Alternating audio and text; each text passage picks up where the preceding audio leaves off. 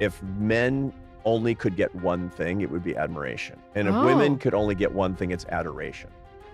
And that's why men and women people please for different reasons. That's why. Adoration, admiration. When men have been trained into just don't don't upset her. Don't, then we end up with a lot of deception in relationships. And it's deception that often is not serving the partner, it's serving the man. When a relationship hits this stage, it rarely comes back. I've been a couples therapist for over 15 years, and I'm talking about the moment when one partner becomes what we call in therapy a burned out pursuer. That's how a relationship should work. Like the cycle of water on the planet. But it's not like that. It's not like that. It's more like a desert. It's like women are clouds over a desert. And they rain over the desert, and the desert just dries up all the fucking water. People pleasing is a dangerous game.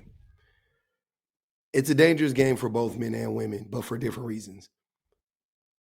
For women, people pleasing puts them in harm's way of bad men, typically disingenuous men, men that wish to use them up, the obvious, right? And it also just, it just puts them in the way of users, to be honest with you, men or women, because I've seen women use women, definitely. There's tons of examples of that too.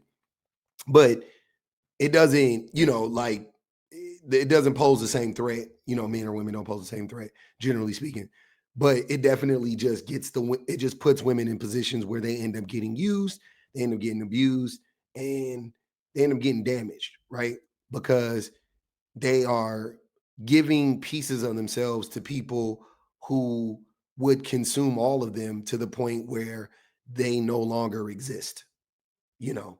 So that's that's a huge threat when it comes to people pleasing for women. And when it comes to people pleasing for men, it's people pleasing for men is dangerous for the man and the people around him, right? Um, when men people please, they typically they don't want to necessarily please women. They want to appease women in certain instances. They don't want to please women.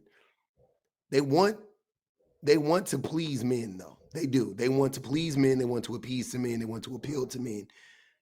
And they do so and by doing so they end up harming other groups of people. Because of that, people pleasing for men often leads to all sorts of like bad outcome bad outcomes in relationships. First, let's get in to a little bit of like the whys. I think this is more this is going to kind of set us up for what we're about to get into so we could better understand what's going on. If men only could get one thing, it would be admiration. And if women oh. could only get one thing, it's adoration. What's adoration? Explain that. Adoration is I'm so crazy about you. I'm so crazy about you and only you that if a tiger's coming in here, I will sacrifice my life right now, baby. You're everything to me. So it's like being desired. Yeah, and it's being desired, but it's being completely loved. Above all. Above all, that's adoration. And there's a reason, there's an evolutionary reason for that. I mean, it's like there's a big commitment in caring for children. You need a partner who's going to be all there and all in. Whereas you need to be rewarded for getting that gazelle and dragging it into the cave. That's how evolution actually creates these patterns in our own lives. And so the way that it's seen today, this is called the admiration dichotomy, where what happens in a marriage is that women inadvertently don't give men the one thing they really, really need, and men stop giving women the one thing that they need. So what'll make a marriage really fall apart is when he's not adoring her and or she's not admiring him. Now, I agree with the adoration versus admiration. I love that talking point. I wholesale reject that it is biological. I don't think it like the whole hunting. Like I hate when men act like men have been providers Like, stop. Women are better at hunting. Historically, women were better at gathering.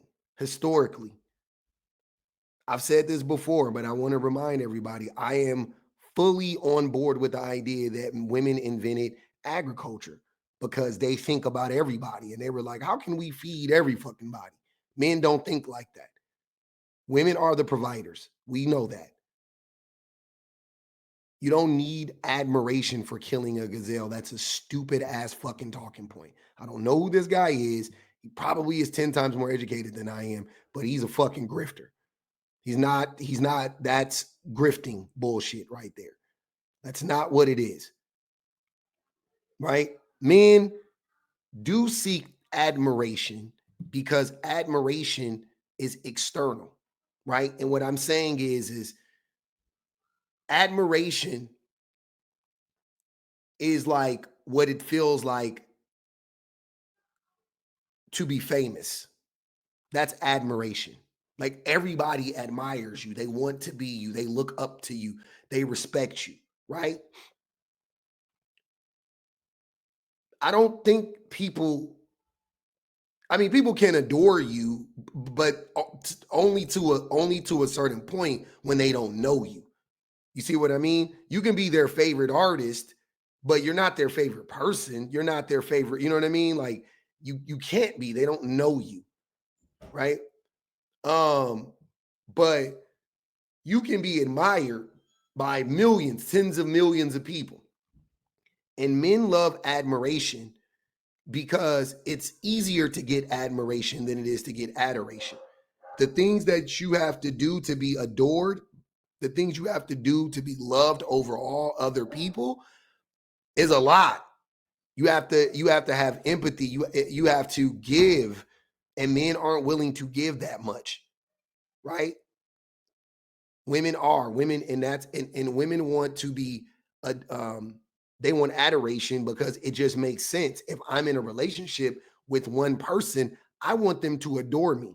I want them to love me above above everybody else. That's what I need, and that's what I'm giving them. The women adore us. I would take adoration over admiration any day of the week if I had to choose. But yeah, yeah, my wife doesn't have to necessarily admire me, but if she adores me, if she loves me, if she shows me that she puts me above all, yeah, I'm good with it. She doesn't have to like fawn over me and shit like that. That's not, I don't, but men need that in a relationship because that goes into that, like it falls in line of that need for men. Like he was saying, like, oh, I killed the gazelle. We need to eat. Right? Men want to be able to control the women. So they want the woman to admire them. That's what it is. Like I said, admiration to me is more fleeting than adoration. And that's why men and women people please for different reasons. That's why. Adoration, admiration. I don't think a lot of people think about men as people pleasers, and yet they are. To be clear, men and women are both people pleasers. I think that the way that we are parented, raised, programmed through childhood in American culture trains most of us to be people pleasers. The difference, though, between how women do it and how men do it is, I think, very important, especially for people in relationships with, people in heterosexual marriages to understand, which is that women are socialized and people please usually out of a lack of empathy for themselves and too much empathy for the other person, meaning that they will pretend to be fine with things, they will pretend to have energy for things, they will pretend to want to do things in a way that sacrifices themselves and benefits other people. Because they want to be adored. They want the adoration. That is the way that you get adoration. Not the sacrificing. Don't get me wrong. I'm not saying that, but those actions though, right? Sometimes they just spread too thin and they can't keep up with the actions, but they know to be adored, you have to show up. You have to, you know what I mean? Like you have to be there for people. and things of that nature. So that's why they do that. They want to be adored. Men people please just as much. We think of men as assertive and empowered, and they're direct and they, communicate. Men are literal. They're not assertive. They're not. I mean, you can say we're direct, but we're literal. We're not. I've been using that word a lot more because I think it's more applicable to men. We're just literal. I think it's easier to understand it through that perspective. Directly, and they're clear. No, they're not. Men are socialized to people please just as much as women are. The difference is that men do it to sacrifice the other person and to serve themselves. So I came to notice this when I noticed how often men throughout my practice, men in my life, were essentially fawning and people pleasing and capitulating and appeasing. And I would hear the story frequently, which you may be familiar with, of them learning that from a father who said, and I have heard this over and over and over and over and over, a father who said, "Look what you've done, you've upset your mother." Well, what does that teach a young boy? But then whatever you do, you don't upset a woman. Well, what that translates into is not like acting with integrity. In a way, what the dads are teaching their sons is just appease her, look nice, and then do whatever you're going to do, but don't get caught doing it. Why'd you get caught doing it? So then what men learn is, let me do everything behind her back. Let me act like, so there is this, men do this future faking, like appeasing. Yes. Oh, I know. I'll start emptying the dishwasher. I know. I really have to be better about helping you around the house. I know. I really need to blah, blah, blah, blah, blah. They say it in the moment, but they have no intent on acting on it. And that is the difference between how men and women people please. And the way that men do it, I think, is honestly a form of emotional hostage taking, because you're essentially lying about what you're promising and what you will do. And it makes it very difficult for someone who's believing that you're operating with integrity and directness why would I assume that you're lying, right? And it takes many, many cycles of that thing to be able to realize oh, he doesn't mean it. But it's essentially, that's why I now refer to people pleasing as just lying, whether women are doing it, men are doing it. It's not a kindness. It's just lying. And so what I work with men on is just being direct and clear and facing whatever consequences come with that. And that's how, they have to grow up in relationships, is by saying no, I don't want to do that, or I'm never going to do that. And what does that mean? And can we live with that? But it's, when men have been trained into just don't upset her. Don't, then we end up with a lot of deception in relationships, and it's deception that often is not serving the partner, it's serving the man. I talk about that all the time, about how women get manipulated, right? Because men, and we've all heard this 1,000 times from men, but they be like, "Oh, she's so smart, how she let a nigga that's a high school dropout manipulate her?" And I'm sitting there going, because women aren't playing the same game. Women are playing tic-tac-toe and men are playing 3D chess.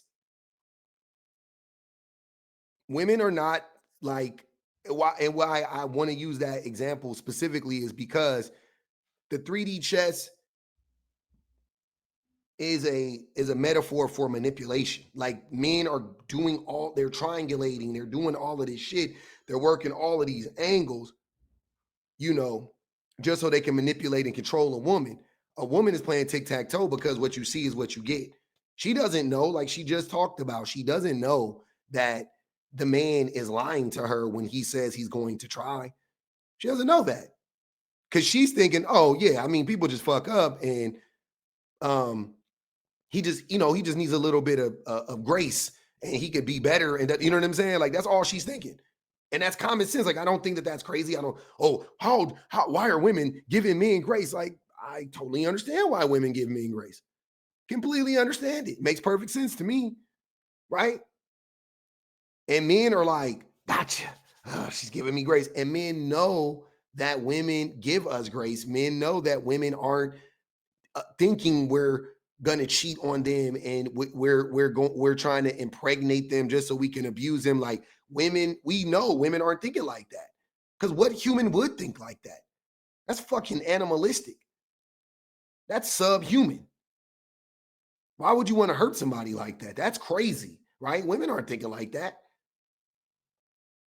Women aren't thinking like that. That's the thing. That's what's going on in these scenarios. And then she touched on something. She was talking about the future faking and how it takes many cycles to figure out, oh, that person is they're just putting on a show. They're just putting on an act, right? Remember that. This is what it looks like. This is what it sounds like when the future faking or the cycles run out. When you run out of time with that woman, this is what it looks like. In the first video, that guy was talking about how like women don't admire men and then that leads men to not adore women. No, that's not what's going on. That's not what's going on. The woman respects the man from the very beginning. She adores the man and she admires the man. Very much so. Because it's not either or, right? I think you need both in a healthy relationship, if you ask me. But I would take adoration over admiration any day of the week. But anyways, the women start off loving the man, sacrificing for the man, pouring into the man, right?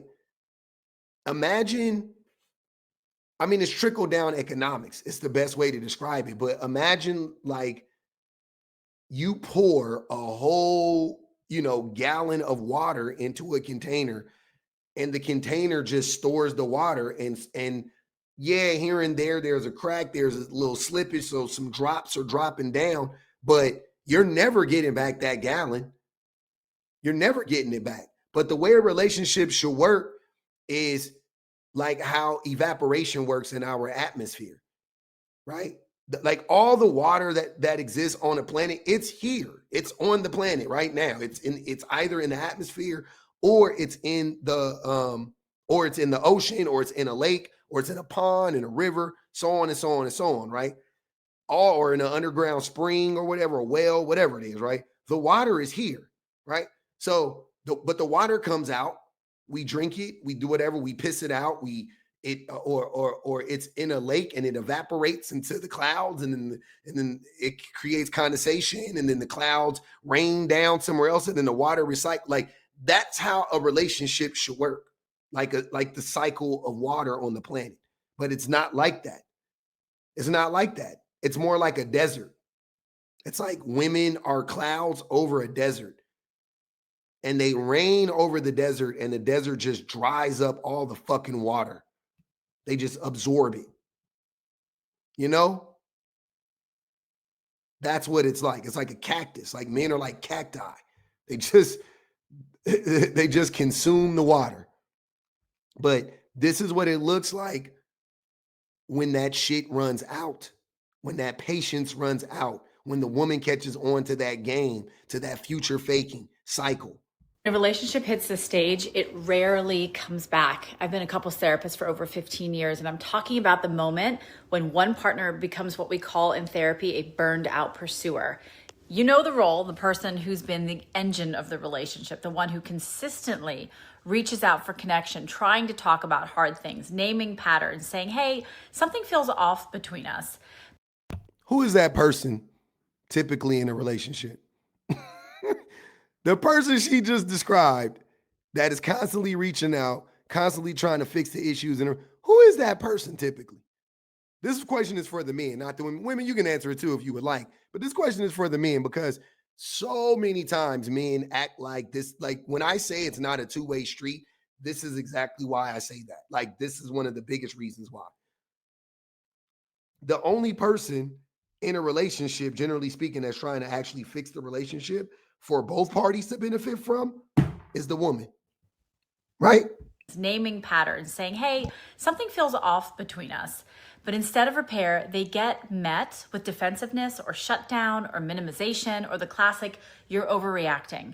So they keep trying. They read the books, they send articles, they initiate conversations, they suggest therapy, they suggest tools, suggest anything that might help the relationship feel closer and safer. Maybe you're resonating with this. And they hold that emotional labor for months, sometimes even years, until one day something shifts. They're not angry anymore. They're not fighting. They're not even hoping. They're just done. And that's the moment couples therapists get worried, because a burned out pursuer isn't disconnected out of spite. They're disconnected because their nervous system finally gave up. Once someone hits that place, that's when the relationship is on the edge. I tell my couples that all the time. And here's the part most people misunderstand. When your partner is still bringing up issues, when they're still naming needs, when they're still frustrated emotionally, trying to work through things, that is love. They are still in it. That is engagement. That is someone who still believes in the we and is trying for the relationship. So if your partner is reaching, talking, expressing, leaning in, don't shut down. Don't get defensive. Don't roll your eyes or say, can we not do this right now? Listen, get curious, let it matter. Because when the pursuer finally goes quiet, it's rarely because they're fine. It's because they stopped believing change is possible. They started to give up. And by the time silence enters the relationship, it might be too late already. If you want more resources. And that's it. That's how we got here.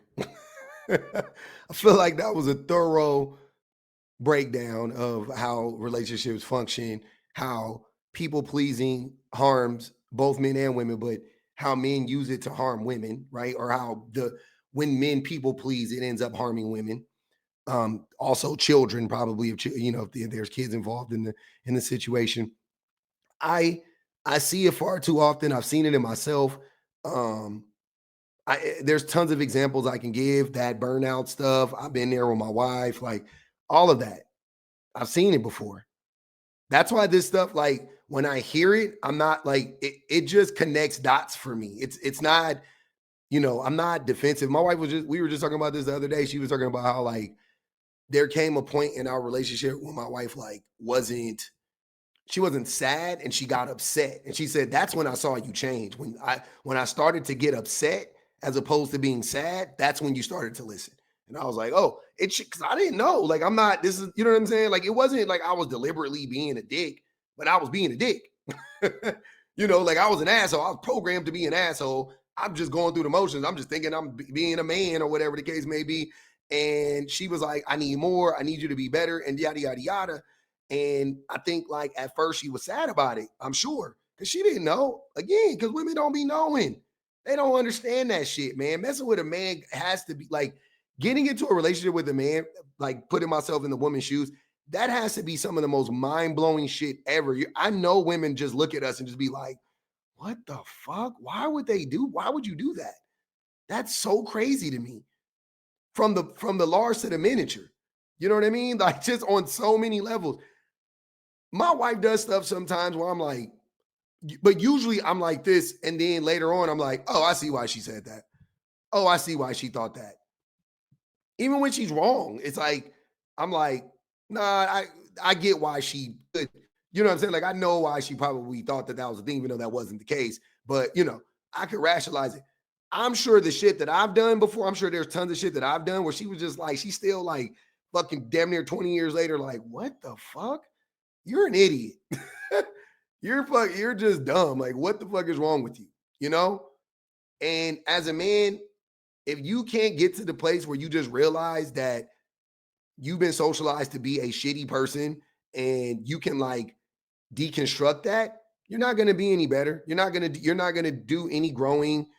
Those conversations are with your women. They're never going to go away. They're just going to get harder for you. And eventually she's going to give up and leave you. And then you're going to be like, I never saw it coming, because guess what? She probably ain't going to fight you for like 2 years, depending on how long you guys been together. She probably ain't going to say shit for like a year, 2 years, 4 years. She might even wait till the kids get grown. That'd be the crazy. Like, you don't understand how women function. She'll still sleep with you. Probably not as much. She'll still go through the motions with you. She'll still kiss you on the cheek and, you'll have moments of like bliss, and you'll have moments of like these, deep connections or whatever. But as soon as the kids are grown, as soon as the kids get old enough, the divorce papers are getting filed, and you're like, I never saw and the sickest part about that is when that part of the relationship happens, men literally feel like they're in the best place in their relationship. If you ask them, I'm like, oh, we're great, because she's just not bringing shit up anymore. And that's all he ever wanted, was for her to stop nagging. It's kind of like what people talk about before you die. You have like a burst of energy. You have you feel better than ever than you felt in a long time. Like, people talk about that. They be like, oh, right before Nana passed away, and and Pop passed away, they were like up and talking and and then the next day they were gone. And sometimes that blows people's minds, because they're like, I thought they were on the mend. But that's like a medical phenomenon that people have talked about many times, and I've heard about it before. And I think that happens in relationships. I'm sure it does, actually.